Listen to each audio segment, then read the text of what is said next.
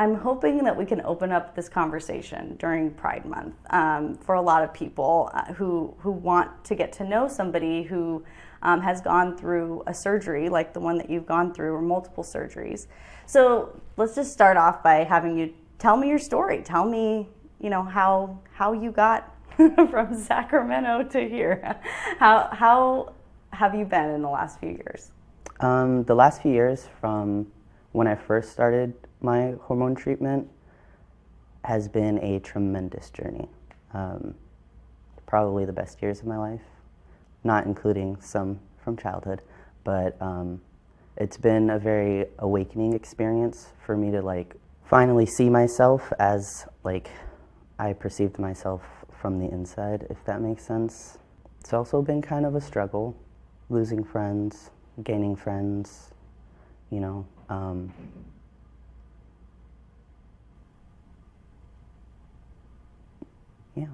Yeah, it's hard to even think about that, I'm sure. Yeah, it's very difficult, but at the end of the day, I'm living my authentic life, and the people who are around me are my authentic people. Mm-hmm. So whether that be friends, family, or just coworkers, all of the above. But yeah, surgery was taunting, very scary, but also very liberating. I can finally wear this shirt and be comfortable. I can finally walk into a male's restroom without being scared that somebody is gonna come for me or yell at me for being in the wrong bathroom. It's just very, very minute little things that get to change as I progress in my transition, and make me just a little bit safer in the world. I'm glad you brought up the bathroom. That was something that I think one of the very first things that I learned in college when I was starting to understand the safety aspect of really everyone in the LGBTQ plus community. We looked at a college map and found the number of unisex bathrooms that we had on campus, and there were 3. And we actually plotted out how long it would take to get from one to the other, and it was like a half an hour. Whoa. So just the thought of, safety and walking into a bathroom is something that you would have to think about all day long, plan your entire day around where the bathrooms are. For sure. And even when I do make it into a bathroom stall, there's a lot of times, even now, where I'm terrified to even step out until everyone has left the bathroom, just because I don't want to have that interaction or say or do or move the wrong way. So it's still very difficult. I mean, nothing's going to be easy, but I just feel a little bit safer. But I can't change other people's views on me. One of my very good friends told me that, other people's opinions are none of my business. So just leave it alone. I talked to Dr. Paradise about the surgery, and she gave me some details about the way that things still stand, and one of the things that she believes will probably change when it comes to these types of surgeries is the letter that has to come from a counselor or a therapist. Tell me about that. So it actually took me a really long time to be able to get the letter. Even though I've been on hormones for close to 4 years, and even before that, I socially transitioned, meaning I came out to people before I started HRT for about, I want to say, close to 2 years before that. And then before that, it was another 2 years before I even made the decision to think about socially transitioning.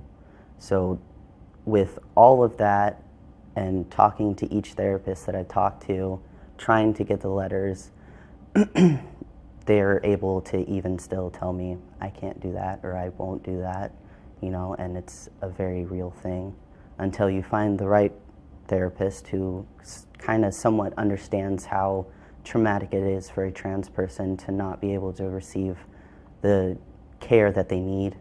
But it was very difficult.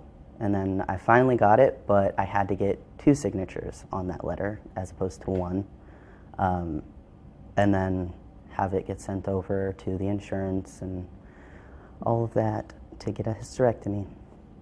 I understand that there's systems in place to maintain the safety of people.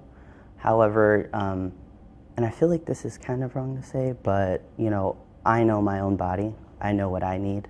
I just need you to help me get there. And it shouldn't be as difficult as it is for trans people to get the surgeries that are necessary for them to feel adequate in their bodies.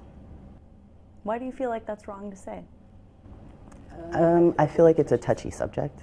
I feel like it's a very broad, unspoken thing, and I don't want to step on anyone's toes. I don't want to, you know, upset anyone in the medical field or any therapist, because I understand that they went through the schooling that they went through.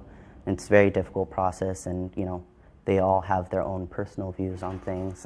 And are there some people who choose just to do the top surgery? Oh yeah, there's trans folks who don't even get any surgeries at all. There's trans folks who get top surgery, trans folks who get just a phalloplasty. You know, there's no one way to define a trans person, and it's definitely not by surgery. Surgery isn't for everyone. Not everyone needs surgery. Not everyone wants surgery. Why did you make that choice? I've always seen myself without a chest, and it was very dysphoric for me to have to wake up and put on a binder to go to work and be uncomfortable 8 hours a day, or even just coming out of the shower and just feeling that weight on my chest, plus the weight of the world, being able to see that.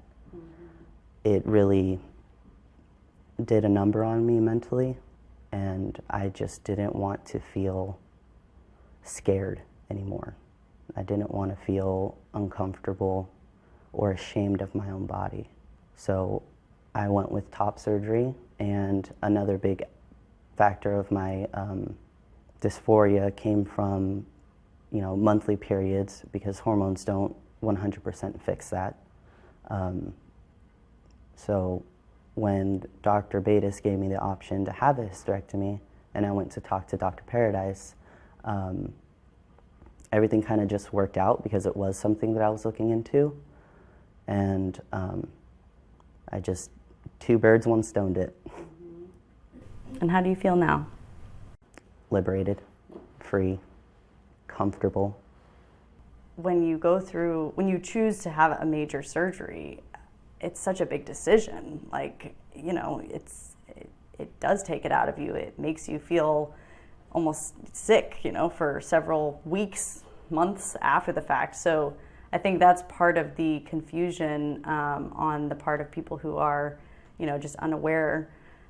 Why would you choose a, you know, major surgery and to go through all of that? But you just said you feel liberated, you know. It's a freeing process. It's painful, you know, but it's that last bit of pain that I'll have to feel in order to have the rest of my life to feel a little bit more comfortable.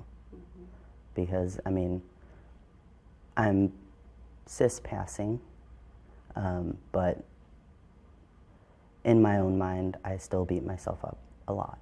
When you say you beat yourself up a lot, I know that the trans community has a really high rate of suicide. I mean, that's just a statistic. Is that part of that counseling that you were doing before the surgery? Yeah. So I went to like a group therapy weekly, and I still do after, because you do need that level of support from your community.